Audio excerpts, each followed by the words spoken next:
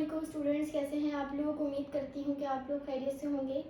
आज हम लोग केमिस्ट्री फर्स्ट ईयर केमिस्ट्री में चैप्टर नंबर 2 कवर करने जा रहे हैं, जिसका नाम है एटॉमिक स्ट्रक्चर्स। तो इस चैप्टर के हम जितने भी बुक के पीछे के MCQs हैं, न्यूमेरिकल्स हैं, शॉर्ट लॉन्ग क्वेश्चंस हैं, उन सबको सॉल्व करेंगे। सबसे पहले MCQ से स्टार्ट करते हैं।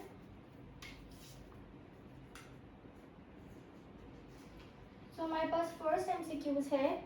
इसमें कह रहे हैं Bohr's theory is not applicable to which of the following. Bohr की एटॉमिक थ्योरी जो है वो उन एटम्स पे एप्लीकेबल है जिनके पास एक इलेक्ट्रॉन है। तो यहाँ पर हाइड्रोजन के पास एक इलेक्ट्रॉन होता है, लेकिन H पॉजिटिव के पास एक भी इलेक्ट्रॉन नहीं होता। तो हमारा ऑप्शन नंबर बी करेक्ट हो जाएगा, क्योंकि इस पे नहीं लग सकती बोहर्स की थ्योरी। उसके बाद सेकेंड MCQs है। Nitrogen has electronic configuration 1s2, 2s2, 2px1, 2py1, 2pz1 and not 1s2, 2s2, 2px2 और 2py1. This is determined by, तो बेसिकली इसमें अगर आप लोग देखो तो शुरू का इलेक्ट्रॉनिक कॉन्फ़िगरेशन सेम है दोनों में, लेकिन px, py, pz में फर्स्ट वाले में एक इलेक्ट्रॉन आ रहा है और सेकेंड वाले में x में 2 आ रहे हैं और y में 1 आ रहा है। तो ये डिटरमाइन किया था हंस ने। तो जो हमारा MCQs नंबर 2 है उसका आंसर है सी, जो कि हंस रूल है। हंस ने यह कहा था कि जो डीजेनरेटेड ऑर्बिटल्स होते हैं उनमें हम इलेक्ट्रॉन को 1 बाय 1 सिंगल ऐड करते हैं और देन फिर उनकी डबलिंग करवाते हैं। ठीक है, तो पहले x में एक इलेक्ट्रॉन जाएगा, y में एक इलेक्ट्रॉन जाएगा, z में इलेक्ट्रॉन जाएगा, फिर वापस x में डबल होगा, y में डबल होगा, देन z में डबल होगा। तो ऐसे फिल किया जाएगा इलेक्ट्रॉन्स को डीजेनरेटेड ऑर्बिटल्स के अंदर। उसके बाद 3 है quantum number values for 3s orbital are. तो इसमें अगर देखा जाए तो हमारे पास जो ऑर्बिट है वो 3 है, ठीक है ना, और यहाँ पे ऑर्बिटल जो है वो s है। तो यहाँ पर हमारा ऑप्शन नंबर डी करेक्ट होगा, जिसमें n 3 है, यानी कि शेल का नंबर 3 है और l इक्वल्स टू 0 है। l इक्वल्स टू 0 जो है वो s के लिए होता है, ठीक है। अगर l इक्वल्स टू 0 है तो मतलब s की बात हो रही है, l इक्वल्स टू 1 है तो p की बात हो रही है, l इक्वल्स टू 3 है तो d की बात हो रही है, और l इक्वल्स टू 2 है तो d की बात हो रही है, 3 है तो f की बात हो रही है। तो यहाँ पर l इक्वल टू, यानी कि हमारा ऑप्शन नंबर डी करेक्ट हो जाएगा। उसके बाद 4 है the radius of first orbit of hydrogen atom is. तो रेडियस बोहर ने निकाला था, ठीक है, जिसकी वैल्यू आई थी 0.529 एंगस्ट्रॉम। ऑप्शन नंबर डी, इसका भी 4 का भी ऑप्शन नंबर डी करेक्ट हो जाएगा। उसके बाद 5 है, कह रहा है line spectrum is use as a tool for identification of. तो लाइन स्पेक्ट्रम को इस्तेमाल किया जाता था एलिमेंट्स का पता लगाने के लिए पहले के दौर में, कि कौन सा एलिमेंट है तो उसके स्पेक्ट्रम से पता लगाते थे। तो 5 का ऑप्शन नंबर सी करेक्ट हो जाएगा।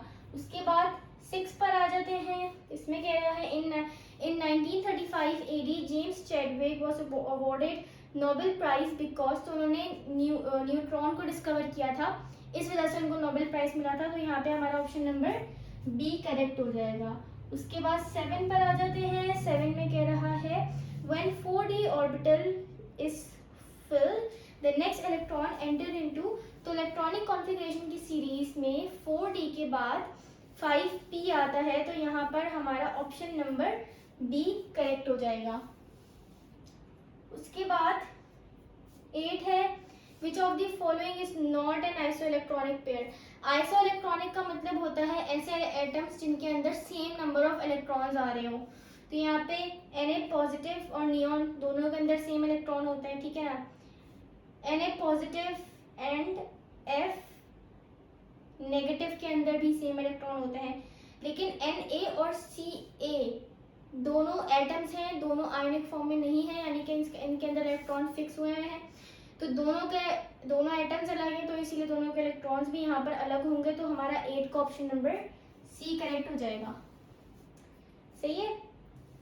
सिमिलरली देखो डी ऑप्शन में क्या है, Na पॉजिटिव एंड Mg+2। तो Na के अंदर 11 इलेक्ट्रॉन्स होते हैं, ठीक है, और पॉजिटिव का मतलब एक इलेक्ट्रॉन ही निकाल चुका है, ठीक है। तो जिस वजह से इसके अंदर कितने हैं अभी 10 इलेक्ट्रॉन हो गए ना, एक कम हो गया।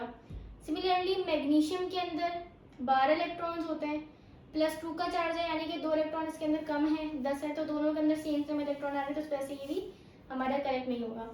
उसके बाद है 9 में कह रहा है Balmer series appear in the hydrogen spectrum if electron jump from any appropriate higher energy orbit due to Balmer series जो होती है हाइड्रोजन स्पेक्ट्रम के अंदर, उसके अंदर इलेक्ट्रॉन जब किसी भी हायर ऑर्बिट से आकर जंप करता है सेकंड शेल के अंदर, सेकंड ऑर्बिट के अंदर, तो वो हमारी बाल्मर सीरीज कहलाती है। तो यहाँ पर 9 का जो है वो ऑप्शन ए करेक्ट हो जाएगा।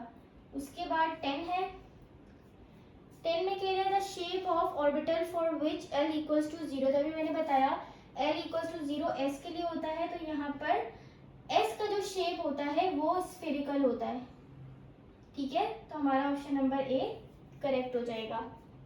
अब यहाँ से MCQs तो हो गए हमारे कंप्लीट। अब हम आ जाते हैं अपने शॉर्ट क्वेश्चन आंसर्स पे। शॉर्ट क्वेश्चन आंसर्स को देख लेते हैं। तो पहला कह रहा है differentiate between line spectrum and continuous spectrum. तो क्वेश्चन नंबर 1 में हमसे पूछा था कि लाइन स्पेक्ट्रम और कंटीन्यूअस स्पेक्ट्रम का डिफरेंस बताना, तो यहाँ पे मैंने लिख दिया है, उसको देखते हैं। सबसे पहले है लाइन स्पेक्ट्रम और फिर कंटीन्यूअस स्पेक्ट्रम। तो लाइन स्पेक्ट्रम में क्या होता है, कंटेन गैप्स बिटवीन कलर्स। तो उसमें क्या होता है, जैसे अगर आप लोग देखो रेनबो, तो रेनबो हमारे पास कंटीन्यूअस स्पेक्ट्रम होता है। रेनबो में क्या होता है, 7 कलर्स बिल्कुल आपस में एक दूसरे से जुड़े हुए होते हैं, एक दूसरे में डिफ्यूज हुए हुए होते हैं, ठीक है। लेकिन लाइन स्पेक्ट्रम में क्या होगा, उसी रेनबो के बीच में आप ब्लैक ब्लैक लाइंस डाल दो, ठीक है, तो वो हमारा लाइन स्पेक्ट्रम। तो लाइन स्पेक्ट्रम में क्या होता है, गैप्स होते हैं, और कंटीन्यूअस स्पेक्ट्रम में कोई गैप्स नहीं होते, सारे कलर्स आपस में मिक्स होते हैं। दूसरा है जनरेट्स इन ईदर एब्जॉर्प्शन और एमिशन। तो लाइन स्पेक्ट्रम कब मिलेगा, या तो एटम एब्जॉर्प्शन करे या तो एटम एमिशन करे, तो इस सूरत में हमें लाइन स्पेक्ट्रम मिलता है। लेकिन कंटीन्यूअस स्पेक्ट्रम कब मिलता है, जब दोनों हो रहे हो, एब्जॉर्प्शन भी हो रही हो और एमिशन भी हो रही हो, तो हमें मिलेगा कंटीन्यूअस स्पेक्ट्रम। लेकिन लाइन स्पेक्ट्रम में दोनों में से कोई एक चीज हो रही होगी तो लाइन स्पेक्ट्रम मिलेगा। उसके बाद तीसरा पॉइंट है कि लाइन स्पेक्ट्रम की एग्जांपल क्या है, हमारे पास हाइड्रोजन एटम का स्पेक्ट्रम। हाइड्रोजन में क्या हो रहा था, इलेक्ट्रॉन कभी एनर्जी को एब्जॉर्ब करके हायर ऑर्बिट में जा रहा होता है, फिर एनर्जी को रिलीज करके आ रहा होता है, तो कोई एक काम हो रहा होता है, किसी एक काम की वजह से उसका स्पेक्ट्रम मिल रहा होता है। रेनबो में क्या हो रहा होता है, कंटिन्यूअस हमारे पास एनर्जी रिलीज हो रही होती है, ठीक है, जिसकी वजह से हमें सारे कलर बिल्कुल आपस में डिफ्यूज मिल रहे होते हैं। तो रेनबो कंटीन्यूअस स्पेक्ट्रम का एग्जांपल है। लास्ट है फ्यू वेवलेंथ्स। अगर आप लोग कंटीन्यूअस स्पेक्ट्रम के एग्जांपल को देखो, जैसे रेनबो होती है, तो रेनबो के अंदर सारे विजिबल कलर्स आ रहे होते हैं, ठीक है, 7 के 7 कलर्स आ रहे होते हैं, तो उसका अंदर मतलब सारी वेवलेंथ की लाइट आ रही होती है, जो कि विबग्योर होता है, ठीक है ना। लेकिन लाइन स्पेक्ट्रम में क्या होगा, कोई वेवलेंथ वाली लाइट होगी, फिर गैप आ जाएगा, फिर कोई वेवलेंथ वाली लाइट होगी, फिर कोई गैप आ जाएगा, तो सारी वेवलेंथ्स नहीं आ रही होंगी, फ्यू वेवलेंथ्स होंगी, यानी कि फ्यू कलर्स होंगे और फ्यू नहीं होंगे। इसमें क्या होता है, सारे कलर्स की लाइट होती है, सारी वेवलेंथ्स होती हैं, ठीक है। आई होप आप लोगों को क्लियर हो गया हो। उसके बाद है question number 2, give the properties of each alpha, beta and gamma. तो सबसे पहली प्रॉपर्टी है इसकी मास की। तो अल्फा रेस का जो मास होता है वो 4 mu होता है, यानी कि ये थोड़ी भारी होती हैं। बीटा रेस का जो होता है वो 1/1836 mu होता है, ठीक है, और गैमा रेस का जो मास होता है वो 0 होता है। तो इनके मासेस का डिफरेंस आ गया। उसके बाद डिफ्लेक्शन है। अल्फा रेज जो है they are deflected by electric and magnetic field. Alpha rays जो है वो दोनों से डिफ्लेक्ट होगी, मैग्नेटिक फील्ड से भी और इलेक्ट्रिक फील्ड से भी। बीटा रेज जो है they are deflected by electric and magnetic field. Beta rays भी जो है वो इलेक्ट्रिक और मैग्नेटिक फील्ड से डिफ्लेक्ट होती है, लेकिन ऑपोजिट डायरेक्शन में अल्फा रेज के, यानी कि अल्फा रेज जिस डायरेक्शन में डिफ्लेक्ट होंगी इलेक्ट्रिक और मैग्नेटिक फील्ड से, उसकी ऑपोजिट डायरेक्शन में डिफ्लेक्ट होंगी बीटा रेज। और गामा रेज जो होती है वो न्यूट्रल होती हैं, तो वो डिफ्लेक्ट नहीं होंगी। उसके बाद चार्ज है तो अल्फा रेज के ऊपर +2 चार्ज होता है, सिंपल बोलो तो अल्फा रेज पॉजिटिव होती हैं। बीटा रेज के ऊपर नेगेटिव चार्ज होता है और गामा रेज न्यूट्रल होती हैं। आयोनाइजेशन पावर, आयोनाइजेशन का मतलब क्या है कि अगर इन रेज के रास्ते में कोई भी एटम आएगा तो ये उसको आयोनाइज कर देंगे, यानी कि उसके अंदर से इलेक्ट्रॉन को बाहर निकाल देंगी। तो जो हमारी अल्फा रेज होती हैं they have ionising power 100 times greater than beta raise and 10,000 times greater than gamma rays, यानी कि अल्फा रेज की आयोनाइजेशन पावर सबसे ज़्यादा होती है, 100 टाइम्स ज़्यादा होती है बीटा रेज से और 10,000 टाइम्स ज़्यादा होती है गामा रेज से। ठीक है, बीटा रेज की जो होती है वो मॉडरेट आयोनाइजेशन पावर होती है और गामा रेज की जो आयोनाइजेशन पावर होती है वो अल्फा बीटा से कम होती है। पेनिट्रेशन पावर यानी कि बॉडी के अंदर एब्जॉर्ब किसी भी मटेरियल से पास होने की पावर को पेनिट्रेशन पावर कहते हैं। तो अल्फा रेज की जो पेनिट्रेशन पावर होती है सबसे कम होती है, यानी कि हमारी बॉडी या किसी भी ऑब्जेक्ट से ये मुश्किल से पास होंगी। उसके बाद बीटा रेज है उनकी मॉडरेट पावर होती है, यानी कि कभी पास हो जाएंगी कभी पास नहीं होंगी। लेकिन जो गामा रेज हैं उनकी हाईएस्ट पेनिट्रेटिंग पावर होती है, यानी कि वो किसी भी मटेरियल, चाहे हमारी बॉडी हो चाहे ये बोर्ड हो, ये इससे आर पार चली जाएंगी, पेनिट्रेट हो जाएंगी इसके अंदर। सही है। उसके बाद है स्पीड, अल्फा रेज जो है वो ट्रेवल करती हैं 1/10 और 1/20 ऑफ लाइट वेलोसिटी, यानी कि लाइट की वेलोसिटी के मुकाबले में 1/10 टाइम्स या फिर 1/20 टाइम्स ट्रेवल करती है, यानी कि इनकी स्पीड ऐसी होती है कि आप वेलोसिटी ऑफ लाइट से 10 टाइम्स डिवाइड करवा दो, ठीक है, या 20 टाइम्स डिवाइड करवा दो। बीटा रेज जो होती हैं वो they travel in 9/10 of the light of velocity, ठीक है, तो ये लाइट की वेलोसिटी के मुकाबले में अगर वो 10 है तो ये 90% बराबर होती है वेलोसिटी ऑफ लाइट के। और गामा रेज जो होती है वो 100% बराबर होती है वेलोसिटी ऑफ लाइट के, जो लाइट की वेलोसिटी है 3 एक्सपोनेंट 8। सिमिलरली वही वेलोसिटी गामा रेज की भी होती है। ठीक है, तो ये हमारे हो गए डिफरेंसेस। आई होप आप लोगों को क्लियर हो गए होंगे। उसके बाद आ जाते हैं क्वेश्चन नंबर 3 के ऊपर। अच्छा, क्वेश्चन नंबर 2 कर चुके हैं, क्वेश्चन नंबर 3 पर आ जाते हैं। क्वेश्चन नंबर 3 में क्या कह रहा है, what is the shape of orbital for which l equals to 0 and l equals to 1। तो मैंने बताया था l इक्वल्स टू 0 s होता है, s का जो शेप होता है वो स्फेयर होता है और p का जो शेप होता है वो डम्बल शेप होता है, ठीक है, स्फेरिकल एंड डम्बल। उसके बाद क्वेश्चन नंबर 4 है, इसमें क्या कह रहे हैं, how does N orbital different from orbit. तो इसका रीजन पहले मैं आप लोगों को एक्सप्लेन कर लेती हूँ कि क्यों ऑर्बिटल ऑर्बिट से डिफरेंट होता है। देखो, जो हमारे पास ऑर्बिट होता है ना वो बहुत आउटर मोस्ट होता है और बड़ा होता है बहुत, ठीक है। जैसे ऑर्बिट हमारे पास कौन कौन से हैं, K है, L है, M है और N है। लेकिन ऑर्बिटल जो है वो हमारे पास वो एक तरीके से हम कह सकते हैं S, P, D और F है। वैसे तो ये सबशेल होते हैं लेकिन इसके अंदर मजीद ऑर्बिटल्स होते हैं, जैसे कि S के अंदर एक ऑर्बिटल होगा, P के अंदर 3 ऑर्बिटल होते हैं, D के अंदर 5 ऑर्बिटल होते हैं और F के अंदर 1 2 3 4 5 6 7 ऑर्बिटल्स होते हैं। सही है, ये तो मैंने बता दिया ऊपर से डिफरेंस। अब इसके अगर हम लिखें तो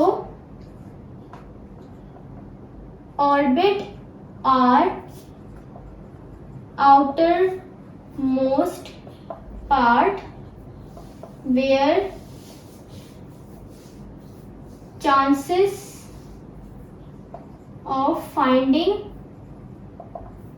N electron are low, while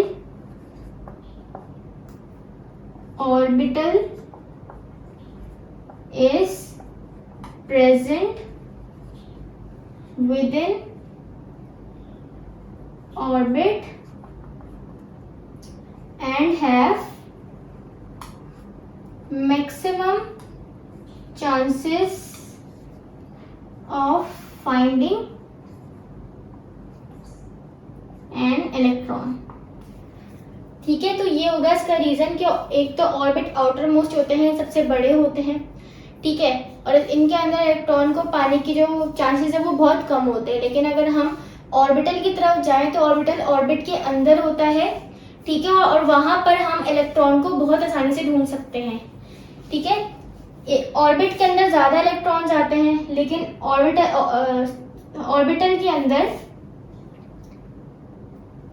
के अंदर इलेक्ट्रॉन्स कम आते हैं, जो कि 2 होते हैं, 2 इलेक्ट्रॉन्स इन 1 ऑर्बिटल।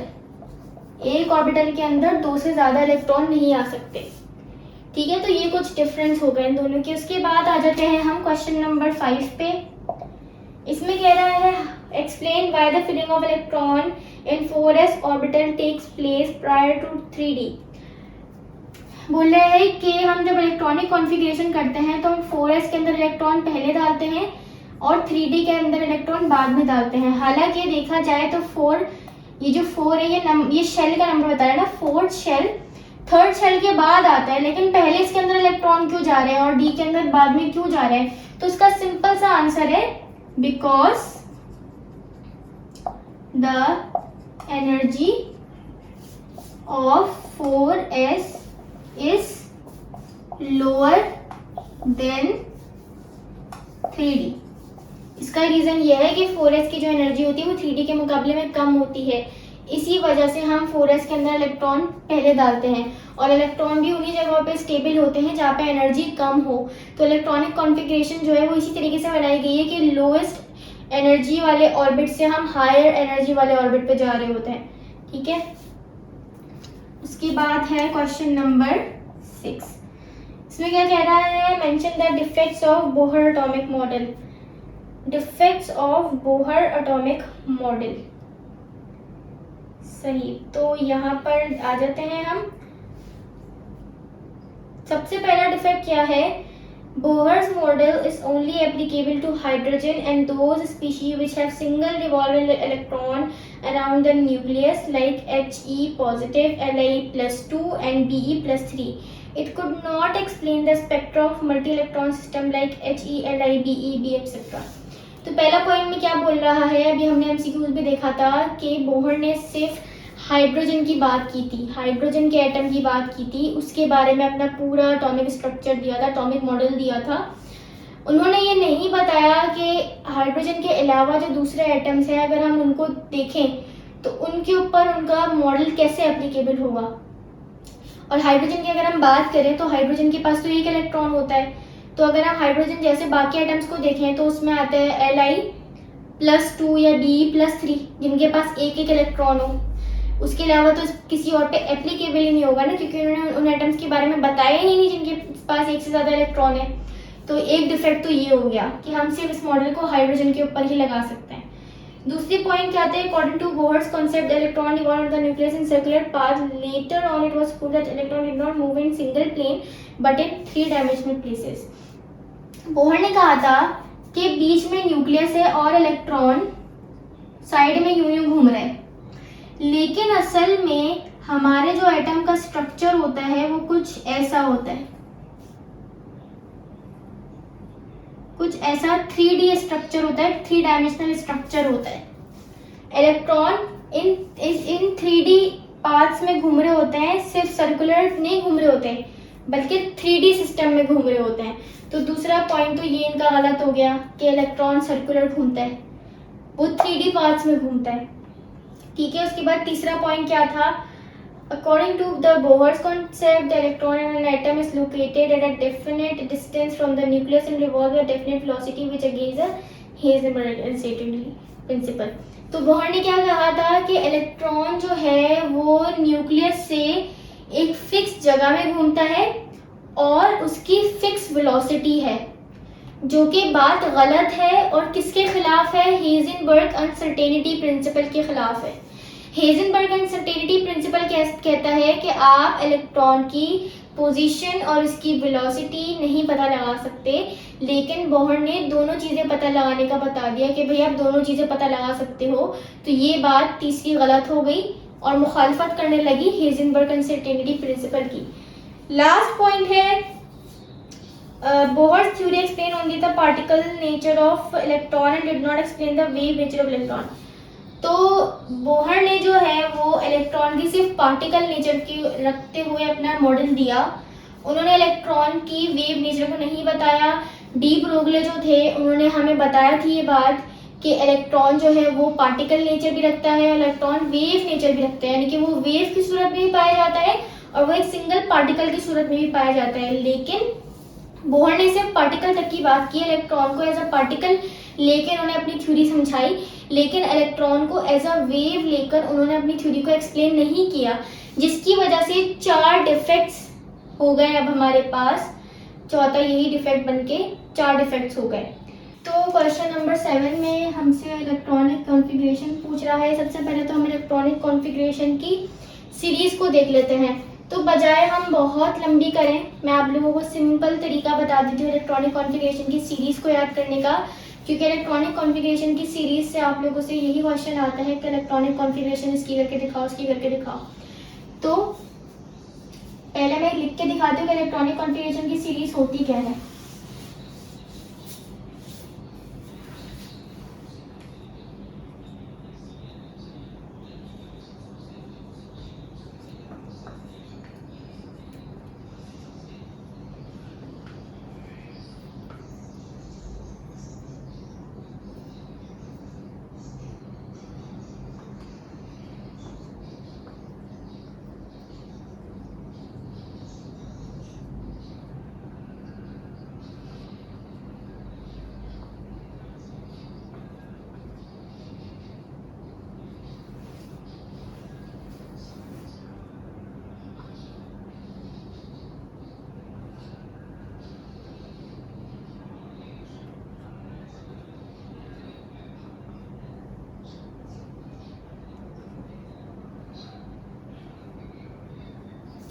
तो ये हमारे पास सीरीज होती है इलेक्ट्रॉनिक कॉन्फ़िगरेशन की, ठीक है। अब ये सीरीज आप लोगों को याद करनी है। अभी देखने में बहुत कंफ्यूजिंग लग रही होगी, लेकिन मैं आप लोगों को इसको सिंपल से याद करने का तरीका बता देती हूँ। सबसे पहले तो आप लोगों ने इसको ऐसे लिखना है, स्कूल स्कूल, 2 बार एस लिखा, स्कूल स्कूल, 2 बार स्कूल, फिर 2 बार लिखोगे आप लोग primary school primary school, primary school primary school, ठीक है। 2 बार स्कूल हो गया, 2 बार प्राइमरी स्कूल हो गया।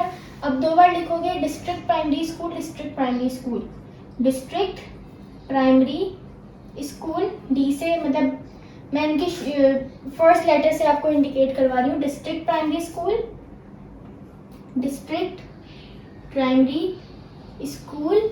और लास्ट में एक बार लिखोगे federal district primary school, federal district primary school, सही है। तो वापस से बता देती हूँ। तो कैसे किया था, सबसे पहले 2 बार स्कूल स्कूल, फिर 2 बार प्राइमरी स्कूल, फिर 2 बार डिस्ट्रिक्ट प्राइमरी स्कूल, और फिर लास्ट में एक बार फेडरल डिस्ट्रिक्ट प्राइमरी स्कूल। अब एस के अंदर मैं बता दूं आप लोगों को 2 इलेक्ट्रॉन्स आते हैं मैक्सिमम, पी के अंदर 6 इलेक्ट्रॉन्स आते हैं, डी के अंदर 10 इलेक्ट्रॉन्स आते हैं, और एफ के अंदर मैक्सिमम 14 इलेक्ट्रॉन्स आते हैं। तो जिसके अंदर जितने इलेक्ट्रॉन्स आते हैं उसको उसकी पावर बना देते हैं। एस के अंदर 2 आते हैं तो एस इसकी पावर 2 बन जाएगा, जहां जहां ऐसे सारी जगह पावर 2 बना देंगे, ठीक है। उसके बाद आते हैं पी पर। पी के अंदर मैक्सिमम 6 इलेक्ट्रॉन्स आ सकते हैं, तो पी की पावर जहां जहां पी है वहां 6 कर देंगे, ठीक है। पी के बाद आते हैं डी पे। डी के अंदर 10 इलेक्ट्रॉन्स आ सकते हैं, तो जहां जहां डी है वहां पे पावर 10 कर देंगे। और लास्ट में आता है एफ। एफ के अंदर आते हैं 14, तो एक ही एफ है, यहाँ पे इसकी पावर 14 कर देंगे। अब हम क्या करेंगे, एस को स्टार्ट करवाएंगे 1 से, पी को स्टार्ट करवाएंगे 2 से, डी को स्टार्ट करवाएंगे 3 से, और एफ को स्टार्ट करवाएंगे 4 से। तो जहां जहां एस है उसको 1 से काउंट करते हैं, 1 एस, फिर ये दूसरा एस है, फिर ये तीसरा एस, फिर ये चौथा एस, फिर ये 5वां एस, 6ठा एस, और ये 7वां एस, एस को हमने 1 से स्टार्ट करा, पी को 2 से स्टार्ट करेंगे। तो पहला पी के साथ लगाएंगे 2p, फिर ये 3p, फिर ये चौथा, फिर ये पांचवा और ये छठा। उसके बाद डी को हम 3 से स्टार्ट करवाएंगे, तो जहां पहला डी दिखेगा उसके साथ 3 लगा देंगे, ठीक है। 3, 4 और 5। एफ जहाँ पे दिखेगा उसके साथ 4 लगा देंगे, तो यहाँ एक ही एफ है, इसके साथ आ जाएगा 4। तो अगर आप लोग मैच करो तो दोनों सीरीज हमारे पास सेम है। तो ये हमारे पास सीरीज होती है इलेक्ट्रॉनिक कॉन्फ़िगरेशन की, और इसको याद करने का तरीका भी मैंने आपको बता दिया। अब हम आते हैं इलेक्ट्रॉनिक कॉन्फ़िगरेशन पे।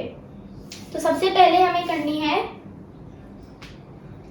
एफ ई की, जिसका दिया हुआ है z इक्वल्स टू 26। तो 26 इलेक्ट्रॉन्स है इसके पास। इसकी करते हैं, कैसे करेंगे, यहाँ इलेक्ट्रॉन्स डालने हमें। तो सबसे पहले 1s2, 2 इलेक्ट्रॉन्स हो गए, बचे 24। उसके बाद 2s2, 4 इलेक्ट्रॉन्स हो गए, 2p6, 10 इलेक्ट्रॉन्स हो गए, 3s2, ये इलेक्ट्रॉन्स को काउंट करना है। इलेक्ट्रॉन्स ये हैं हमारे पास, 2 2 4, 10 11 12।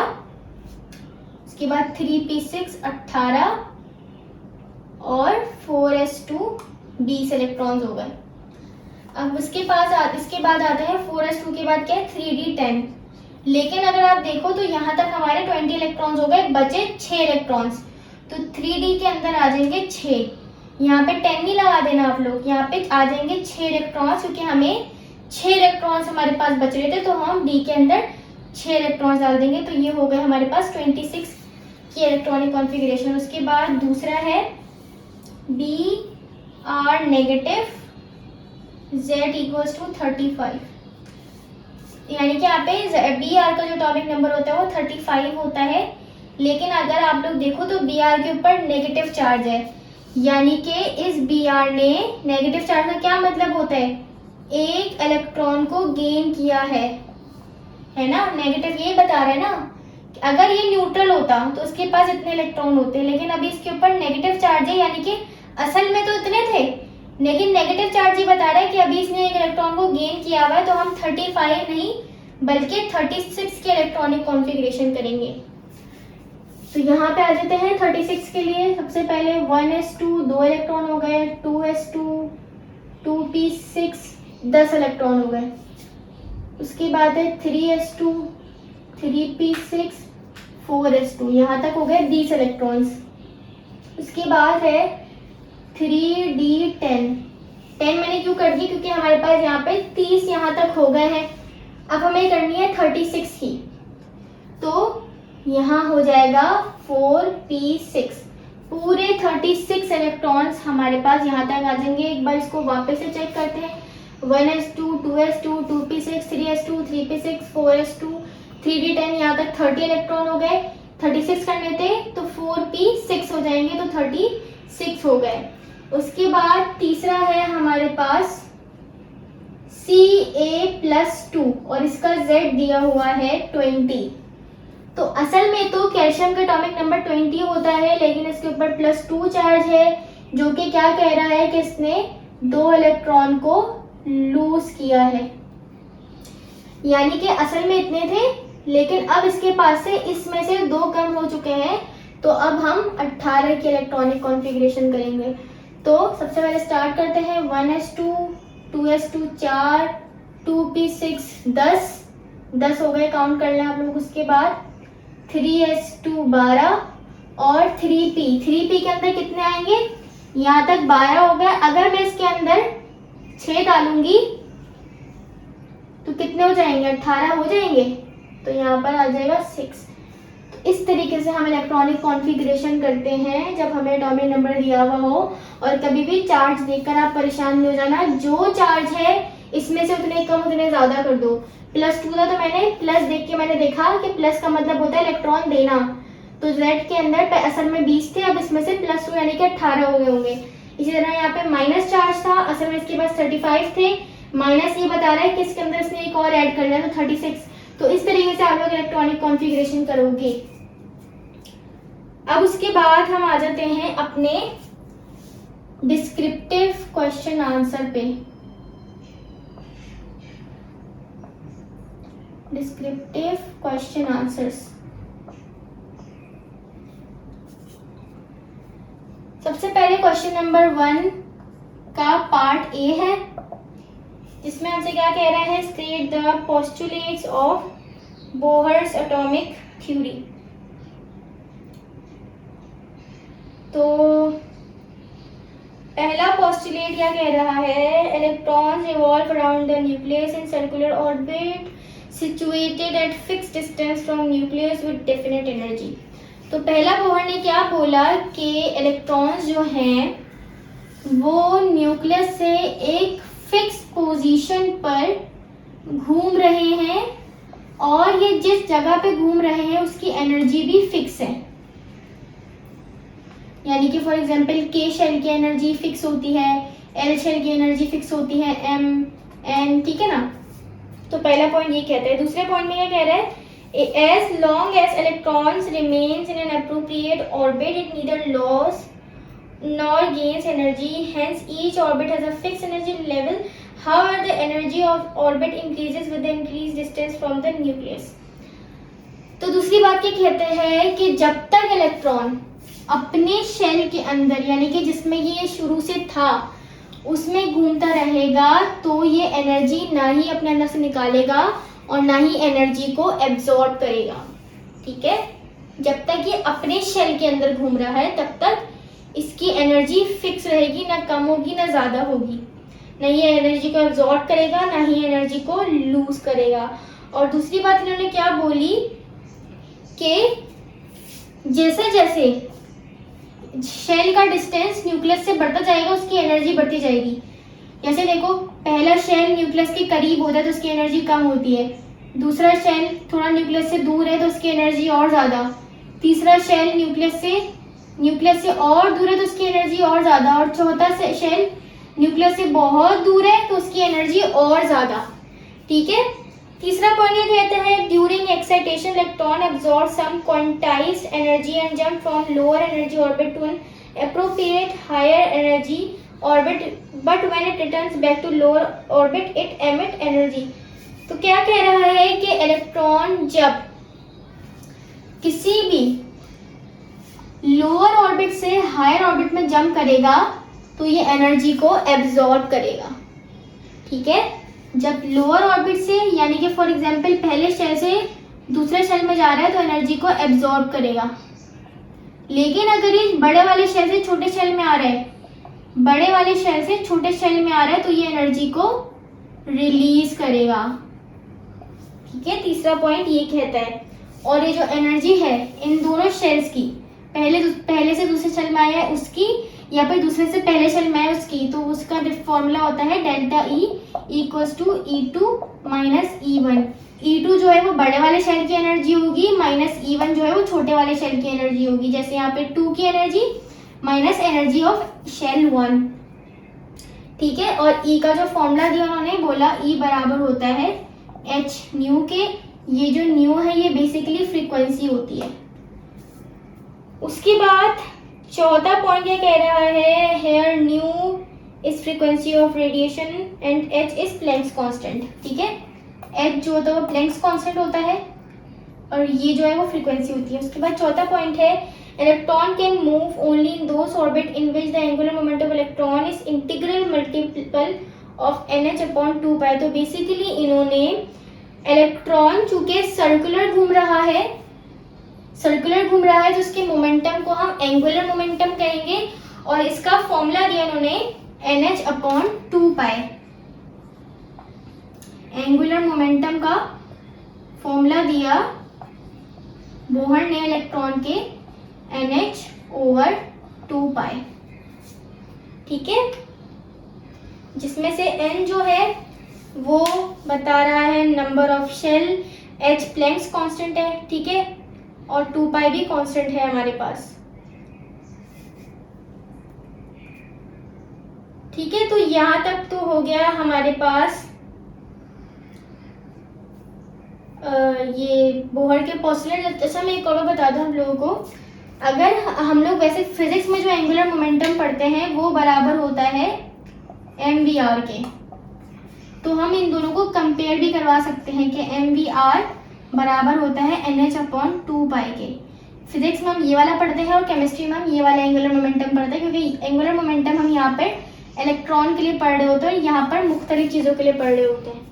तो हम इन दोनों को कंपेयर भी करवा के देख सकते हैं। ये फिजिक्स वाला एंगुलर मोमेंटम है और हमारा केमिस्ट्री वाला एंगुलर मोमेंटम है। उसके बाद पार्ट बी देखते हैं क्वेश्चन नंबर 1 का।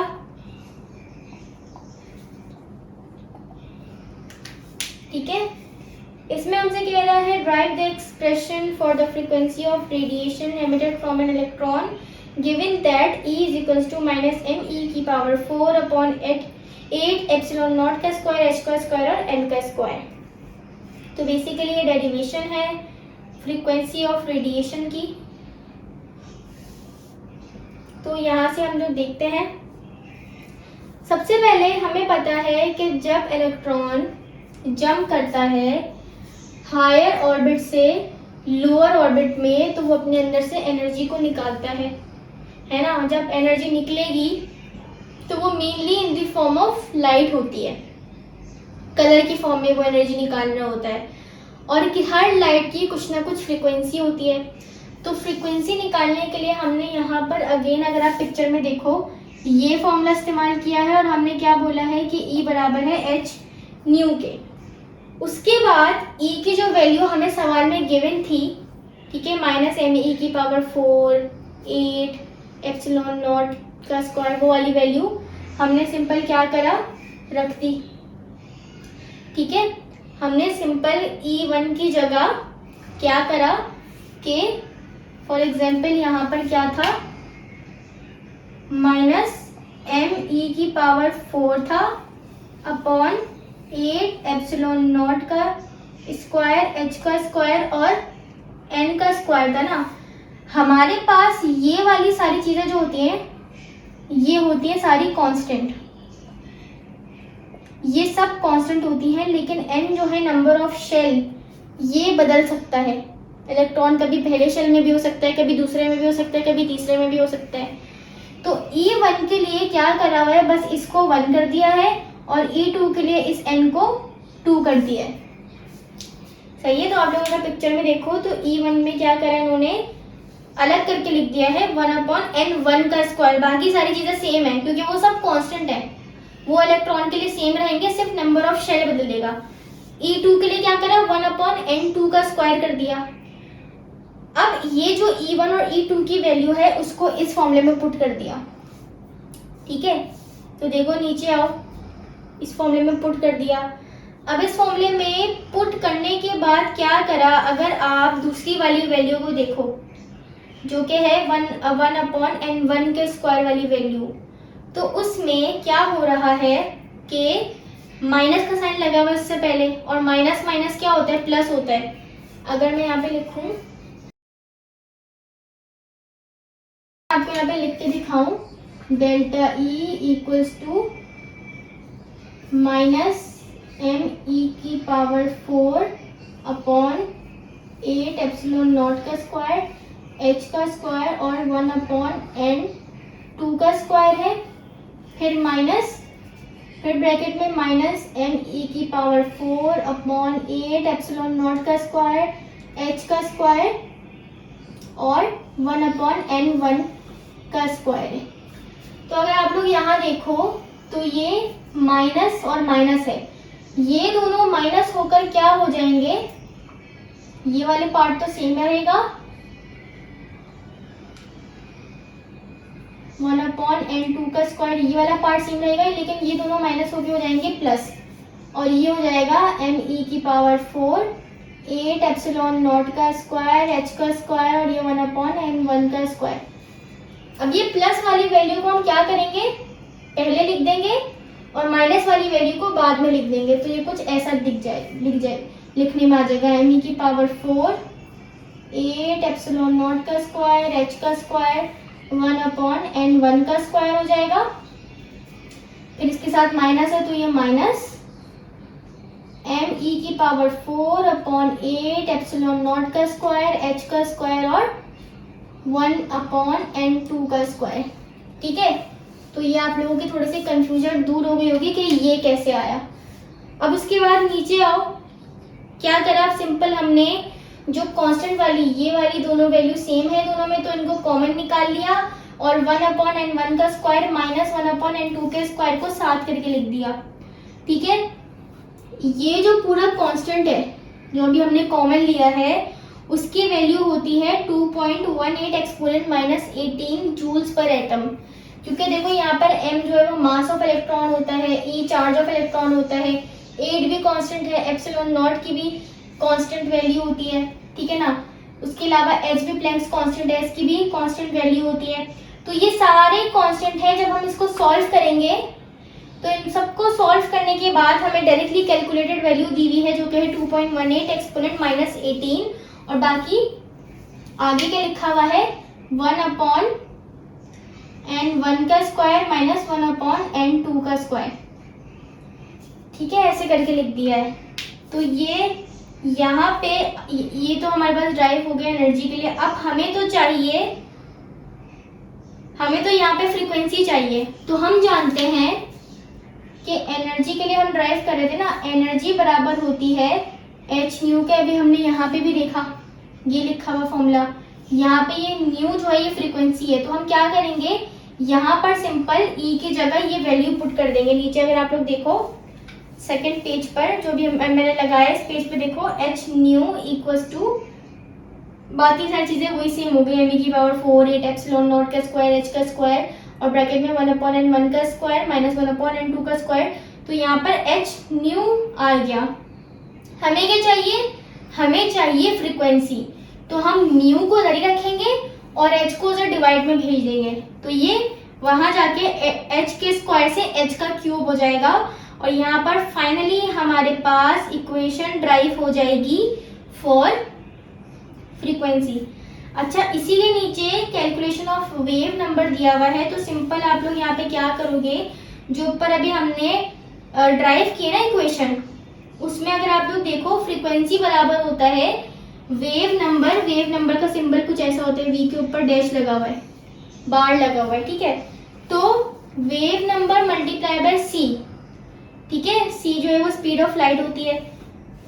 तो यहाँ पर सिंपल आप लोग क्या करोगे, फ्रीक्वेंसी की जगह वेव मल्टीप्लाई बाय सी वाली वैल्यू को पुट कर दोगे और सी को भेज दोगे आप नीचे डिवाइड में। ठीक है ना, तो डिवाइड होने के बाद एक नया कांस्टेंट आ जाएगा। बस इसमें क्या हुआ है, इसके अंदर एक तो यहाँ पर एच क्यूब हुआ है, साथ में सी ऐड हुआ है। अगर आप लोग इधर वैल्यू देखो तो ये जो वैल्यू है पूरी आर एच के बराबर आती है, क्योंकि ये भी सारे कांस्टेंट हैं। आर एच को कहते हैं रेडबर्ग कांस्टेंट और आर एच की वैल्यू भी नीचे दी हुई है 109678 सेंटीमीटर इनवर्स। ठीक है, तो ये हो गई हमारी सारी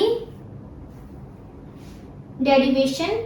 ठीक है, अच्छा, रेडबर्ग कांस्टेंट की आर एच की जो वैल्यू है यहाँ पे सेंटीमीटर इनवर्स में दी हुई है, इसकी मीटर इनवर्स में होती है 1.09678 और 10 की पावर 7 मीटर इनवर्स। अगर मीटर में लिखना चाहो तो वो ये होती है।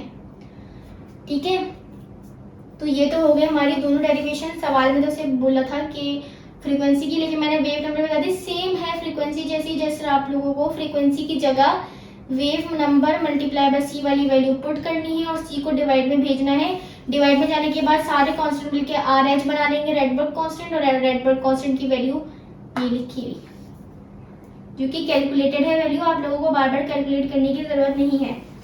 उसके बाद है क्वेश्चन नंबर 2। क्वेश्चन नंबर 2 में क्या कह रहा है, what are X rays, how are they produce, give their properties and uses. तो एक्सरे के बारे में बताना है। सबसे पहले एक्सरे का इंट्रोडक्शन है। These rays were first observed by W Roentgen. तो रोइंजन एक साइंटिस्ट थे, जब इन्होंने सबसे पहले एक्सरेज को डिस्कवर किया था, ऑब्जर्व किया था। डेफिनेशन क्या है एक्सरेज की, electromagnetic wave of high energy and very short wavelength. तो एक्सरेज जो होती हैं उनकी जो वेवलेंथ है वो कम होती है और इनकी एनर्जी बहुत ज़्यादा होती है। ठीक है, which is able to pass through many materials opaque to light. इसी वजह से एनर्जी ज़्यादा होने की वजह से एक्सरेज जो है वो हमारी बॉडी से भी पास हो सकती है। उसके बाद कुछ टाइप्स होती हैं एक्सरेज की, लेकिन उन टाइप्स को पढ़ने से पहले हम पहले इसकी प्रोडक्शन पढ़ लेते हैं कि ये प्रोड्यूस कैसे होती हैं। तो प्रोडक्शन में क्या लिखा है, X rays can be produce in special type of discharge tube in which cathode is heated filament under high voltage 5000 watt and very low pressure. तो होता क्या है, एक्सरेज एक स्पेशल टाइप के डिस्चार्ज ट्यूब में बनती हैं, ठीक है, जिसके अंदर कैथोड जो होता है यानी कि नेगेटिव वाली इलेक्ट्रोड जो होती है वो हीट होती है, मतलब वो बहुत ज़्यादा गर्म होती है। और इस डिस्चार्ज ट्यूब में जो वोल्टेज दिया जाता है वो बहुत ही हाई दिया जाता है, 5000 वोल्ट तक दिया जाता है। प्रेशर वही 0.001 मिलीमीटर ऑफ मर्करी होता है। अब होता क्या है कि जब हम इलेक्ट्रिसिटी को पास करते हैं तो कैथोड से निकलती है कैथोड रेज, यानी कि इलेक्ट्रॉन्स कैथोड से निकलकर भागना शुरू करते हैं एनोड की तरफ, और जो कैथोड से निकलते हैं इलेक्ट्रॉन्स वो बहुत हाई स्पीड में जाके टकराते हैं एनोड से। जब वो इलेक्ट्रॉन जाके टकराते हैं एनोड से बहुत हाई स्पीड में, तो एनोड से जो है वो कुछ खास किस्म की रेडिएशंस निकलती हैं, जिसको रोइंजन ने एक्स रेज का नाम दिया, जिसको हम लोग एक्स रेज कहते हैं। इनिशियली एक्स रेज को रोइंजन रेज कहा जाता था, लेकिन बाद में इनका नाम एक्स रेज रख दिया गया। तो ये तो हो गई प्रोडक्शन। अब ये प्रोडक्शन से मैं आप लोग को एक बात बता दूं, अभी हमने देखा ये बात पढ़ी कि एक्स रेज जो है वो एनोड से निकलती हैं। इलेक्ट्रॉन जब एनोड पे जाके टकराते हैं तो वहां से एक्स रेज निकलती हैं, है ना। यानी कि एक्स रेज डायरेक्टली डिपेंड करती हैं एनोड के ऊपर कि एनोड कैसा है। इसी के बिहाफ पे हमारे पास दो टाइप्स हैं एक्स रेज की, पहली है के सीरीज और दूसरी है एल सीरीज। के सीरीज में क्या होता है, these are produced by element anode having large atomic number. K series के अंदर रोइंजन ने क्या करा, एनोड क्योंकि देखो हम जो कैथोड और एनोड लगा रहे होते हैं ना कि डिस्चार्ज ट्यूब के अंदर, वो बेसिकली मेटल्स होते हैं। एनोड भी मेटल होता है, कैथोड भी मेटल होता है।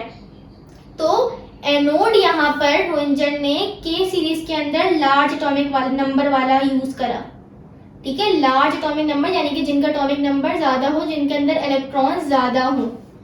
तो these spectral line have short wavelength and high energy because transition of electron occur from the high energy level to low energy level।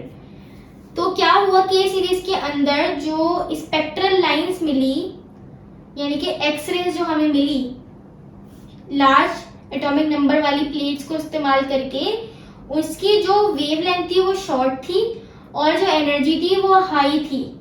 ऐसा क्यों था, क्योंकि इलेक्ट्रॉन्स की जो ट्रांजिशन हो रही थी वो हाई लेवल से लो लेवल के अंदर हो रही थी, ठीक है। जो बड़े एटॉमिक नंबर्स वाले इलेक्ट्रॉन्स होते हैं उनके पास इलेक्ट्रॉन ज्यादा होते हैं। इलेक्ट्रॉन ज्यादा होने का मतलब क्या है कि उनके इलेक्ट्रॉन बहुत आगे तक जा रहे होंगे, दूसरे तीसरे शेल में होंगे। तो दूसरे तीसरे शेल से जब फर्स्ट शेल में आ रहे होंगे, नीचे वाले शेल में आ रहे होंगे, तो वो अपने अंदर से बहुत ज्यादा एनर्जी निकाल रहे होते हैं। इसी वजह से जो के सीरीज की एक्स रेज थी उनके अंदर एनर्जी ज्यादा और वेवलेंथ कम थी। उसके बाद दूसरा है एल सीरीज। एल सीरीज के अंदर रोइंजन ने क्या करा, स्मॉल एटॉमिक नंबर वाली एनोड को इस्तेमाल करा, स्मॉल एटॉमिक नंबर वाले मेटल को डिस्चार्ज ट्यूब में एज ए एनोड इस्तेमाल करा। उससे क्या हुआ कि लार्ज वेवलेंथ और लो एनर्जी वाली हमें एक्स रेज मिली, ठीक है। तो ये जो था वो डिफरेंस था दोनों के अंदर। के सीरीज में बड़े एटॉमिक नंबर वाली प्लेट्स यूज की और एल सीरीज के अंदर छोटे एटॉमिक नंबर वाली यूज किए एनोड्स। बड़े एटॉमिक नंबर वाली मेटल को यूज करके क्या हुआ, उनको हाई एनर्जी वाली और शॉर्ट वेवलेंथ वाली एक्स रेज मिली। और एल सीरीज में क्या किया उन्होंने, स्मॉल एटॉमिक नंबर वाली प्लेट्स को इस्तेमाल करा, जिससे शॉर्ट यानी कि कम एनर्जी मिली और हाई और बड़ी वेवलेंथ वाली रेस मिली हमें। उसके बाद इसकी प्रॉपर्टीज हैं, these are short wavelength and high energy invisible electromagnetic radiations. X rays क्या होती हैं, इनके पास शॉर्ट वेवलेंथ होती है और हाई एनर्जी होती है और ये इलेक्ट्रोमैग्नेटिक रेडिएशंस होती हैं, ठीक है। उसके बाद दूसरा है the range of wavelength lies between 0.1 to 10 angstrom. इनकी जो वेवलेंथ होती है एक्सरेज की वो बहुत ज़्यादा छोटी होती है, 0.1 से लेके 10 एंगस्ट्रॉम तक होती है। एंगस्ट्रॉम का मतलब क्या होता है, 10 की पावर -10 मीटर। ठीक है। थर्ड पॉइंट ये कहता है they travel with the speed of light, X ray की स्पीड लाइट की स्पीड जैसी ही होती है। चौथा क्या है, penetration power increases and energy of X rays increases. जैसे भी मैंने आप लोगों को बताया था कि एक्सरेज जो है वो पेनिट्रेट क्यों करती है, यानी कि हमारी बॉडी में से पास क्यों जाती है, क्योंकि उनकी एनर्जी बहुत ज़्यादा होती है। जैसे जैसे एक्सरेज की एनर्जी बढ़ेगी वैसे वैसे उनकी पेनिट्रेटिंग पावर भी बढ़ेगी। 5 है like cathode rays X rays travel in straight line. जैसे कि हमने कैथोड रेस का पढ़ा था, कैनाल रेस का पढ़ा था, इसी तरीके से एक्स रेस भी बिल्कुल स्ट्रेट मूव करती हैं। छठा है these rays are unaffected by electric और मैग्नेटिक फील्ड। एक्स रे ना ही इलेक्ट्रिक फील्ड से डिफ्लेक्ट होती है ना ही मैग्नेटिक फील्ड में डिफ्लेक्ट होती हैं, ये स्ट्रेट ट्रेवल करती हैं, किसी भी चीज से अट्रैक्ट नहीं होती। 7 है they affect the photographic film. Photographic film से अगर जाकर टकराएंगी तो इसको अफेक्ट करेंगी। यही वजह है कि हमारी बॉडी में जो एक्सरे है वो ऐसी ही बनता है कि फोटोग्राफिक फिल्म पीछे लगी हुई होती है। ठीक है। एक्सरे जो हमारी बॉडी से जाके पास होती हैं और पास होके पीछे फोटोग्राफिक फिल्म से टकराती हैं तो वहां पे एक्सरे बन जाता है। जहां जहां वो टकराती है वहां वहां हमारा पिक्चर बन जाती है। 8 है X rays possess enough energy to ionise gases, they damage and destroy the living cells. X rays के अंदर चूंकि बहुत ज़्यादा एनर्जी होती है इसीलिए इनके पास आयनाइजिंग पावर भी होती है, यानी कि अपने रास्ते में आने वाले ये हर एटम को तोड़ देंगी, आयोनाइज करवा देंगी, उनके अंदर से इलेक्ट्रॉन को बाहर निकलवा देंगी। ठीक है। इलेक्ट्रॉन को बाहर निकलवाना आयोनाइजेशन होता है। अगर हम लगातार एक्सरे का एक्सपोजर करते रहेंगे तो हमें कैंसर हो सकता है, हमारे लिविंग सेल्स डिस्टर्ब हो सकते हैं, डिस्ट्रॉय हो सकते हैं, इसलिए बार बार एक्सरे करवाना अच्छा नहीं होता बॉडी के लिए। ठीक है। तो ये तो कुछ प्रॉपर्टीज हो गए। अब हम आ जाते हैं एक्सरेज के यूजेस पे। These are use for the analysis of metallic substance और बुलेट इन फ्लैश। ठीक है। जब हमारी बॉडी में कोई बुलेट वगैरह लग जाती है या कोई मेटल, किसी बच्चे ने कोई मेटल खा लिया या कुछ खा लिया तो हम एक्सरे के थ्रू उसको डिटेक्ट करते हैं कि बॉडी के अंदर कोई मेटल तो नहीं है, तो वो एक्सरे के थ्रू डिटेक्ट होता है। दूसरा है dentist use them to examine defective और डैमेज टीथ। एक्सरे को डेंटिस्ट यूज करते हैं हमारे दांतों में पता लगाने के लिए कौन सा वाला दांत खराब है, एक्सरेज को दैट डेंटिस्ट भी यूज करते हैं। तीसरा है they are use for destroying the cancer cell. ठीक है। कैंसर के ट्रीटमेंट में इस्तेमाल होता है। चौथा है at airports these are use for checking the baggage containing metallic knife blade और weapons transport of illegal goods.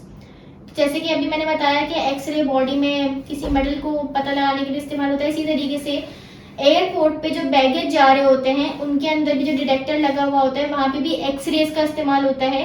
उनके थ्रू पता लगा लेते हैं कि बैग के अंदर कोई मेटल तो नहीं है, कोई सोना तो नहीं लेके जा रहा, कोई इलीगल सामान तो नहीं लेके जा रहा, तो वो जो मेटल डिटेक्टर होता है ना उसके अंदर एक्सरेज का भी इस्तेमाल हो रहा होता है।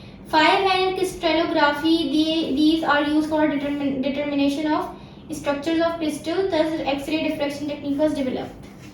तो जो क्रिस्टलोग्राफी होती है यानी कि क्रिस्टल्स का पता लगाना, उसमें भी एक्सरे इस्तेमाल होती है जिसके थ्रू हम क्रिस्टल की डिटर्मिनेशन करते हैं, क्रिस्टल्स का पता लगाते हैं। ठीक है। तो ये हो गए सारे यूजेस एक्सरे के और ये पूरा क्वेश्चन पेपर में आता है, लास्ट ईयर भी आया था। उसके बाद क्वेश्चन नंबर 3 है state and illustrate the following rules of electronic configuration, Pauli's exclusion rule। तो पॉली एक्सक्लूजन प्रिंसिपल सबसे पहले इंट्रोडक्शन है। This principle was given by Wolfgang Pauli in 1925 AD। Wolfgang Pauli एक साइंटिस्ट थे जिन्होंने 1925 में प्रिंसिपल दिया था।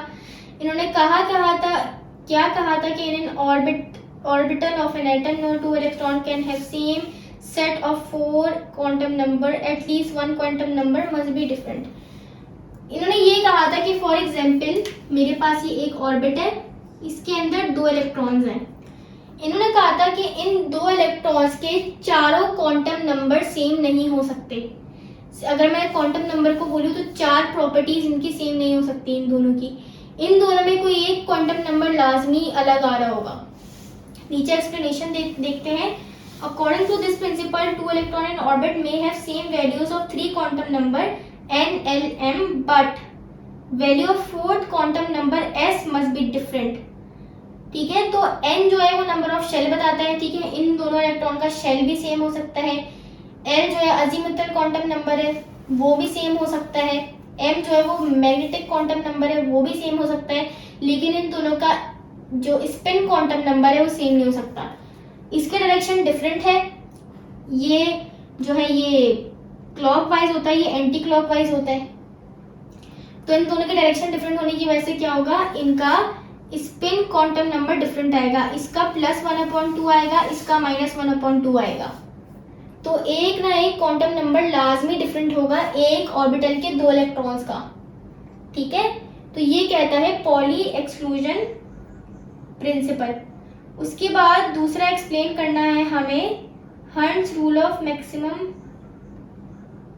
मल्टीप्लिसिटी। तो हंट्स का क्या है, this rule was given by German physicist Friedrich Hund in 1927। तो जर्मन फिजिसिस्ट थे जिनका नाम था फ्रेडरिक हंट, उन्होंने 1927 में इस रूल को दिया। इसकी स्टेटमेंट क्या कहती है कि इन available degenerated orbital p, d and f electrons are distributed in such a way that maximum number of half orbitals single electron in orbital are obtained। तो बेसिकली सिंपल से अगर मैं बात कहूँ तो उन्होंने कहा कि जो हमारे पास degenerated orbitals होते हैं, जैसे कि मैं कहती हूँ px, py और pz, इन्होंने बोला कि जब हम इनके अंदर इलेक्ट्रॉन भरेंगे तो हम इनको पहले एक एक करके भरेंगे। इसमें एक जाएगा पहले, फिर इसमें एक जाएगा, फिर इसमें एक जाएगा, फिर डबल डबल जाएंगे, इसमें फिर दो, फिर दो, फिर दो। मैं ऐसा नहीं कर सकती कि मैं पहले इसको भर दूं, फिर इसके अंदर दो भरूं, फिर इसके अंदर दो, नहीं। पहले इन तीनों के अंदर सिंगल सिंगल जाएंगे, फिर इनके अंदर डबल डबल डबल जाएंगे। ये कहता है हंट्स रूल। ठीक है, नीचे एक्सप्लेनेशन भी दी हुई। अभी हमने एक एमसीक्यूज भी किया था जिसके अंदर नाइट्रोजन की हमें 2 इलेक्ट्रॉनिक कॉन्फ़िगरेशन दी हुई थी, बोला हुआ था ये वाली सही है, पहली वाली दूसरी वाली गलत है। तो उसके अंदर यही था, एक में pxy के अंदर तीनों में एक एक इलेक्ट्रॉन थे और एक में क्या किया था, px के अंदर 2 डाल दिए थे और py के अंदर 1 डाला था, जो कि गलत था। जब तक इन तीनों के अंदर एक एक नहीं भरेगा, इनके अंदर 2 नहीं जा सकते।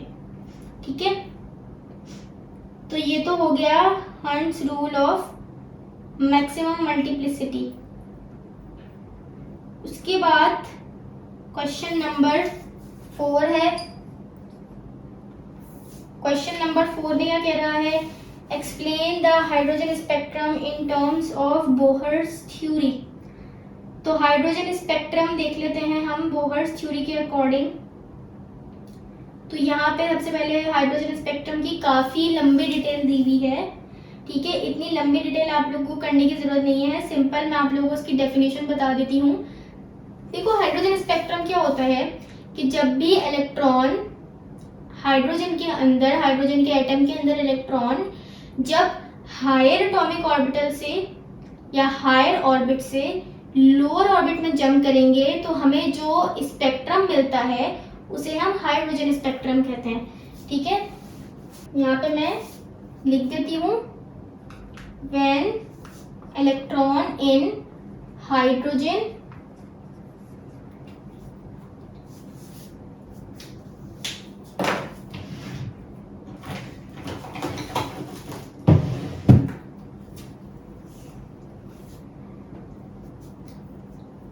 यहाँ पे लिख देती हूँ, when electron in hydrogen atom jumps from higher energy level to lower energy level, so the spectrum is obtained is known as hydrogen spectrum. ठीक है, तो ये सिंपल आप लोग हाइड्रोजन स्पेक्ट्रम की डेफिनेशन में यहाँ से लेके यहाँ तक लिखोगे। उसके बाद आ जाते हैं हम इसकी टाइप्स पर। तो यहाँ पे हाइड्रोजन स्पेक्ट्रम जो होता है वो 5 किस्म का होता है। सबसे पहला है लाइमन सीरीज। लाइमन सीरीज में क्या होगा, this spectral lines are produced when electron falls from n2 to n1। Lyman series में क्या होगा, इलेक्ट्रॉन किसी भी, फॉर एग्जांपल ये मेरे पास पहला शेल है और यहाँ पे मेरे पास काफी सारे ऊपर शेल हैं। लाइमन सीरीज में क्या होगा, ऊपर कहीं से भी किसी भी शेल में से, दूसरा शेल हो, तीसरा हो, चौथा हो, पांचवा हो, छठा हो, सातवां हो, आठवां हो, ऊपर किसी भी शेल में से जब इलेक्ट्रॉन आके जंप करेगा फर्स्ट शेल के अंदर, तो ये हमारे पास कहलाएगा लाइमन सीरीज। इसमें हमारे पास N2 क्या होगा, N2 मतलब हाई एनर्जी लेवल। N2 कुछ भी हो सकता है, 2, 3, 4, 5, 6, 7, 8, क्योंकि 2 मतलब हाई जहाँ से जंप कर रहा है। 2 ये भी हो सकता है, N2 ये भी हो सकता है, N2 ये भी हो सकता है, N2 ये भी। तो किसी भी N2 से जब N1 यानी कि फर्स्ट शेल में आके कूदेगा इलेक्ट्रॉन, तो वो हमारा लाइमन सीरीज कहलाती है। ठीक है, N2 वो वाला शेल है जहाँ पे इलेक्ट्रॉन आके जंप कर रहा है, सॉरी N1 वो शेल है, N1 वो शेल है जहाँ पर इलेक्ट्रॉन आके जंप कर रहा है, और N2 वो शेल होगा जहाँ से इलेक्ट्रॉन आके जंप कर रहा है। ठीक है, तो यहाँ पे देखो N2 कुछ भी हो सकता है, 2, 3, 4, 5, 6, और N1 क्या होगा, 1। अच्छा, यहाँ पे जो हमें जो वेवलेंथ होती है वो लाई कर रही होती है अल्ट्रावायलेट रीजन में। अल्ट्रावायलेट रीजन की हमें वेवलेंथ मिलती है, और इसका जो वेवलेंथ की जो वैल्यू होती है वो 4000 एंगस्ट्रॉम होती है। बाल्मर सीरीज पर आते हैं। बाल्मर सीरीज में क्या होगा, किसी भी ऊंचे वाले ऊपर वाले शेल से इलेक्ट्रॉन दूसरे में आके गिर रहा होगा। ठीक है, यहाँ पे लाइमन में पहले में आके गिर रहा था, बाल्मर में दूसरे में आके गिरेगा। तो यहाँ पे देखो N2 जो है वो 3 हो सकता है, 4, क्योंकि देखो 2 अगर ये है तो 2 में अगर आके इलेक्ट्रॉन गिरेगा तो या तो वो 3 से आके गिर सकता है, क्योंकि उसके ऊपर 3 है, 4 है, 5 है, 6 है ना। 1 से तो नहीं गिर सकता ना, क्योंकि 1 तो उसके नीचे है ना। 2 से ऊपर वाले से कहीं से आके गिरेगा 2 पे। तो यहाँ पर N2 3, 4, 5, 6 कुछ भी हो सकता है, और N1 2 होगा। यहाँ पे जो हमें स्पेक्ट्रल लाइंस मिलती हैं वो विजिबल रीजन में लाई करती हैं। ठीक है, यानी कि हम इसको देख सकते हैं, और इसकी जो वेवलेंथ होती है वो 4000 से 7000 एंगस्ट्रॉम होती है। उसके बाद है पास्चन सीरीज। पास्चन सीरीज में क्या होगा, तीसरे शेल में आके इलेक्ट्रॉन गिरेगा, अब वो ऊपर से कहीं से भी आके गिर सकता है। तीसरे शेल में आके गिर रहा है तो तीसरे से ऊपर क्या होगा, चौथा, पांचवा, छठा। तो चौथे, पांचवें, छठे, सातवें, आठवें किसी भी शेल में से जब इलेक्ट्रॉन आके गिरे तीसरे शेल के अंदर, तो उसे पास्चन सीरीज कहते हैं। ठीक है, यहाँ पर इसकी ये जो लाई करती है इसकी वेवलेंथ वो इंफ्रारेड रीजन में होती है, और इसकी वैल्यू 7000 एंगस्ट्रॉम तक होती है। उसके बाद है ब्रैकेट सीरीज। ब्रैकेट सीरीज में क्या होगा, इलेक्ट्रॉन आके चौथे शेल में गिरेगा। ठीक है, चौथे से ऊपर पांचवा है, छठा है, सातवां है, आठवां है, नवा, 10वां, कोई सा भी हो, लेकिन आके वो गिरेगा चौथे शेल में, तो हमारा N1 यहाँ पर 4 हो जाएगा, और N2 कुछ भी हो सकता है, 5, 6, 7, 8 कुछ भी। ठीक है, यहाँ पर जो हमारी वेव लेंथ या वेव नंबर की जो लाइंस होंगी वो इंफ्रारेड रीजन में यहाँ पे भी लाई करेंगी, और इसकी जो वेव लेंथ होती है वो बहुत ज्यादा होती है। ठीक है, 7000 एंगस्ट्रॉम से भी ज्यादा। पी फंड सीरीज पर आ जाते हैं। पी फंड सीरीज में इलेक्ट्रॉन आके गिरेगा पांचवें शेल के अंदर, ऊपर से कहीं भी किसी भी शेल में से, पांचवें के ऊपर छठा शेल हो सकता है, सातवां शेल हो सकता है, आठवां शेल हो सकता है। इन शेल में से जब पांचवें शेल में आके इलेक्ट्रॉन गिरेगा तो उसे हम कहेंगे पी फंड सीरीज। यहाँ पे हमारे पास जो वेव नंबर वैल्यू होती है, जो लाइंस आती हैं, वो होती है फार इंफ्रारेड रीजन में। ठीक है, तो ये सारे रीजन्स होते हैं, तो उसमें से फार इंफ्रारेड, ये इलेक्ट्रोमैग्नेटिक रेडिएशन के ही रीजन्स होते हैं, तो उसमें से फार इंफ्रारेड रीजन्स में इनकी वेवलेंथ लाई कर रही होती है, जो कि अगेन 7000 से बहुत ज़्यादा होती है। और यहाँ पर एक पिक्चर भी दी हुई है। ठीक है, लाइमन सीरीज में देखो N1 में आके इलेक्ट्रॉन गिर रहा है दूसरे, तीसरे, चौथे, पांचवें, छठे किसी भी शेल से। बाल्मर सीरीज में दूसरे शेल में इलेक्ट्रॉन आके गिर रहा है तीसरे, चौथे, पांचवें, छठे किसी भी शेल से। पास्टन सीरीज के अंदर तीसरे शेल में आके इलेक्ट्रॉन गिर रहा है, ठीक है ना, ऊपर से कोई भी शेल में से। उसके बाद ब्रैकेट सीरीज में क्या हो रहा है, चौथे शेल में आके इलेक्ट्रॉन गिर रहा है ऊपर से किसी भी शेल में से।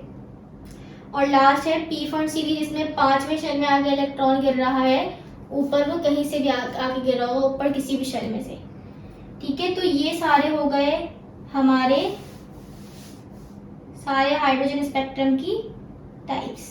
अच्छा, तो उसके बाद हमारे पास क्वेश्चन नंबर 5 है। क्वेश्चन नंबर 5 में ये कह रहे हैं, describe 4 quantum numbers needed to specify an electron in an atom. पहले कह रहा है कि हमें 4 क्वांटम नंबर बताने हैं जो किसी भी इलेक्ट्रॉन को डिस्क्राइब कर सकते हैं एटम के अंदर। तो फर्स्ट हमारे पास 4 टाइप्स होती है क्वांटम नंबर की, ठीक है ना। एक होता है प्रिंसिपल क्वांटम नंबर, एक होता है अजीमुथल क्वांटम नंबर, एक होता है मैग्नेटिक क्वांटम नंबर, एक होता है स्पिन क्वांटम नंबर। तो एक एक करके सबको देखते हैं। सबसे पहले है principal quantum number. Principal quantum number की डेफिनेशन में क्या लिखा हुआ है कि प्रिंसिपल क्वांटम नंबर डिस्क्राइब करता है साइज और एनर्जी ऑर्बिट की, ठीक है। और तीसरा क्या, देखो, एक तो साइज बता रहा है, दूसरा एनर्जी बता रहा है, और तीसरा डिस्टेंस फ्रॉम न्यूक्लियस, कि न्यूक्लियस से कितना डिस्टेंस है। तो ये किसकी बात हो रही है, ये बात हो रही है शेल की। तो प्रिंसिपल क्वांटम नंबर जो है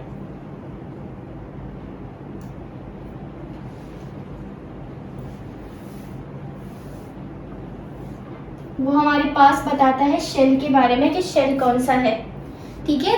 और इसको रिप्रेजेंट करते हैं एन से, क्योंकि शेल को एन से रिप्रेजेंट किया जाता है। और इसकी वैल्यू कुछ भी हो सकती है, 1 2 3 4 5 कुछ भी हो सकता है, क्योंकि शेल कोई से भी हो सकता है। उसके अलावा कुछ फॉर्मूले होते हैं, जैसे कि number of orbital in orbit पता लगाने का फॉर्मूला होता है m², और number of electron in orbit का फॉर्मूला होता है 2n²। तो ये फॉर्मूले हैं कुछ। अगर आपको पता लगाना है कि एक ऑर्बिट के अंदर कितने ऑर्बिटल हैं, तो आप जो ऑर्बिट है, कोई से भी, फर्स्ट ऑर्बिट है, पहला शेल है, ऑर्बिट मतलब शेल, ठीक है, तो उसके लिए फॉर्मूला इस्तेमाल हो जाएगा। फर्स्ट शेल के लिए 1 का स्क्वायर हो जाएगा, दूसरे शेल के लिए 2 का स्क्वायर। सिमिलरली अगर आपको पता लगाना है कि एक ऑर्बिट के अंदर, यानी कि एक शेल के अंदर इलेक्ट्रॉन्स कितने आते हैं, तो आप पता लगा सकते हो। पहले शेल में वहाँ पे 1 पुट करोगे, पता चल जाएगा, दूसरे शेल के लिए 2 पुट करोगे, पता चल जाएगा, ठीक है। उसके बाद आ जाते हैं अजीमुथल क्वांटम नंबर के। अजीमुथल क्वांटम नंबर क्या बताता है, अजीमुथल क्वांटम नंबर को सब्सिडायरी क्वांटम नंबर भी कहते हैं, और ये बेसिकली शेप बताता है ऑर्बिटल की, ठीक है। इसको हम डिनोट करते हैं अजीमुथल क्वांटम नंबर। अच्छा, मैं QN लिख लूँ ताकि ज़्यादा टाइम ना वेस्ट हो। तो इसको रिप्रेजेंट करते हैं हम L से, ठीक है, और ये बताता है शेप ऑफ ऑर्बिटल, ठीक हो गया। अब मैंने जैसे कि आप लोग का भी MCQs करवाए थे, मैंने उसमें भी बताया था कि L कैसे पता चलेगा। अगर L 1 है तो मतलब, सॉरी, L अगर 0 है तो मतलब S की बात हो रही है, L अगर 1 है तो P की बात हो रही है, L अगर 2 है तो D की बात हो रही है, L अगर 3 है तो F शेल की बात हो रही है, ठीक है, सब शेल की बात हो रही है। इधर भी इसके लिए भी फॉर्मूले हैं कि अगर हमें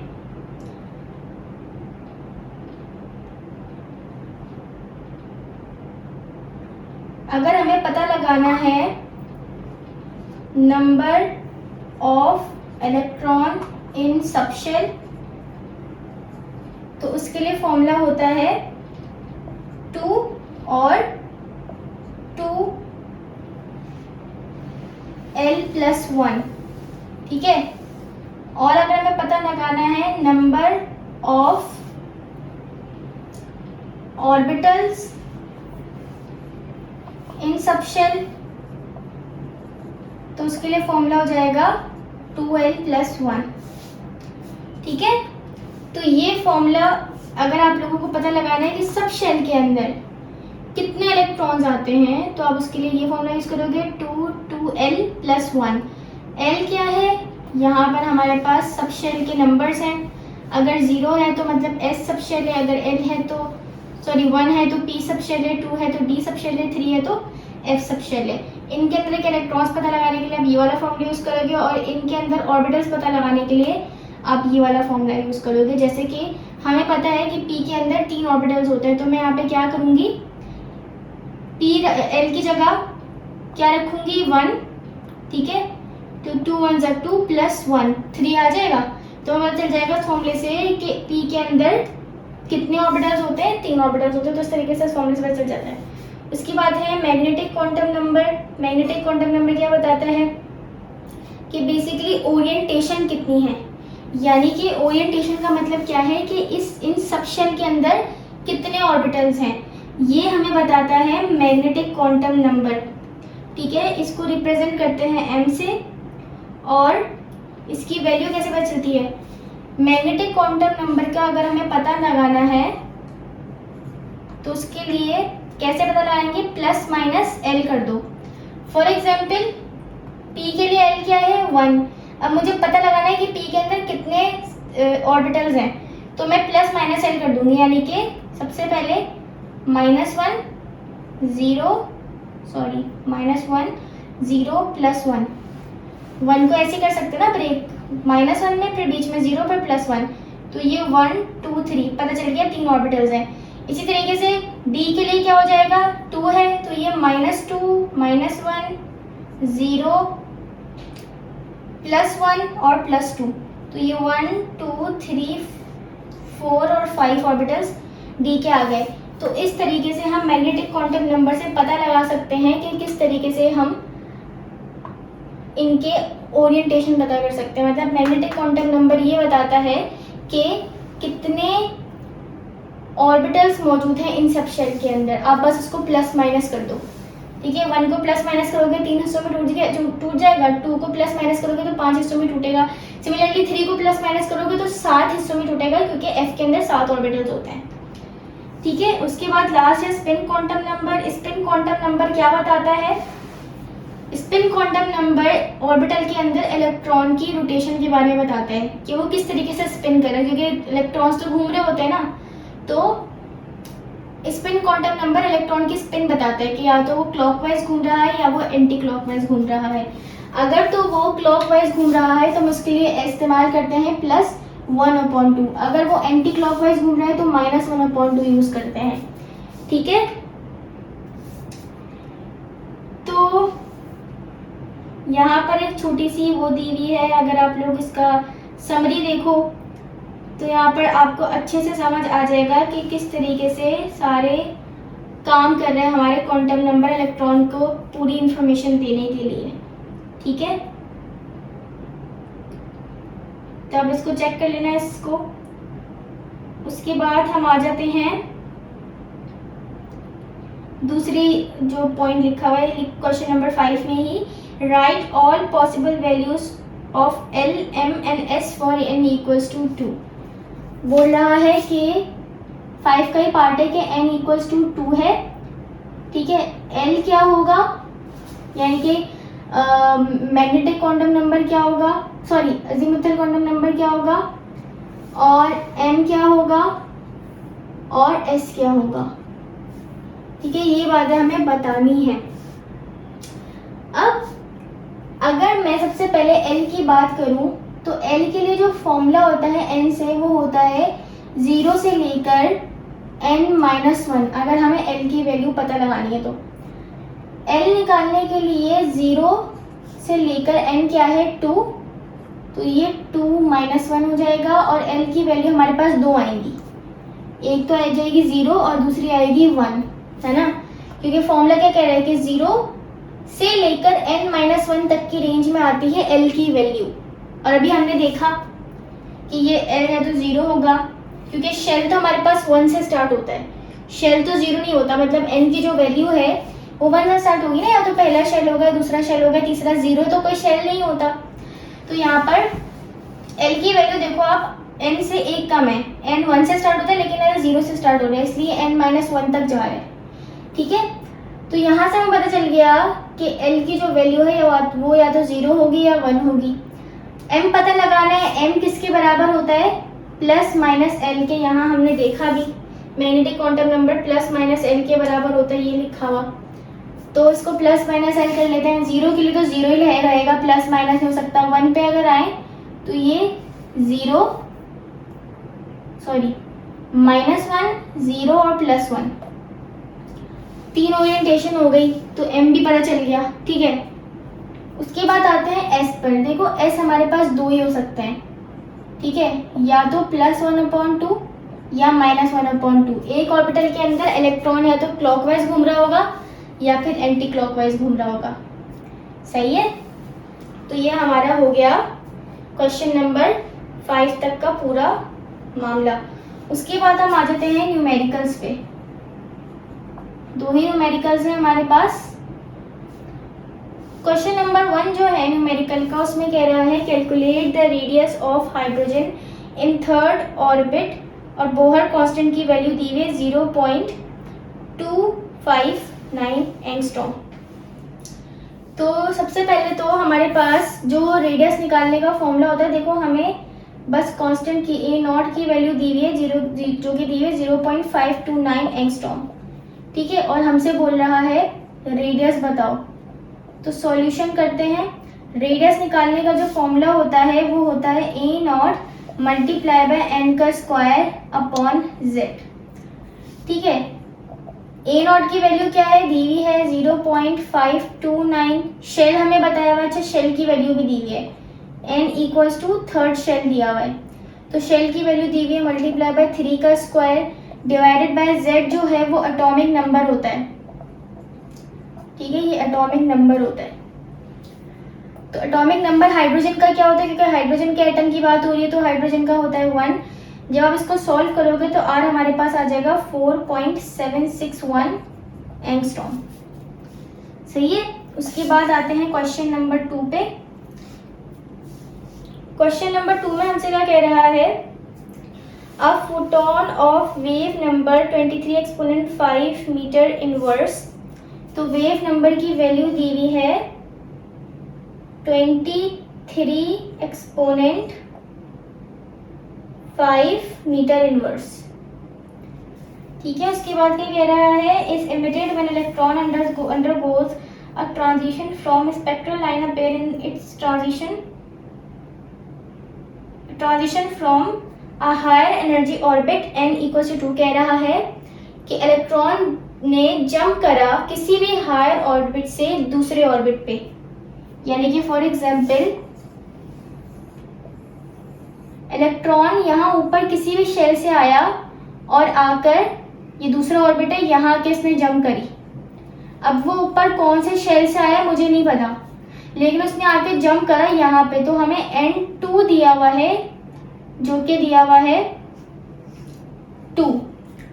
तो n2 की वैल्यू दी हुई है जो कि दी हुई है, अच्छा सॉरी n1 होगा, क्योंकि n2 तो हायर ऑर्बिट होता है ना जहाँ से जंप कर करा, तो n1 होगा। तो n1 की वैल्यू हमें 2 दी हुई है। उसके बाद बोल रहा है determine the orbit from which electron falls and also the spectral line appear in this transition of electron. बोल रहा है कि बताओ इलेक्ट्रॉन ने कहाँ से जंप करा, यानी कि n2 हमें बताना है। और रेडबर्ग कांस्टेंट की वैल्यू दी हुई है 1.0967 एक्सपोनेंट 7 मीटर इनवर्स।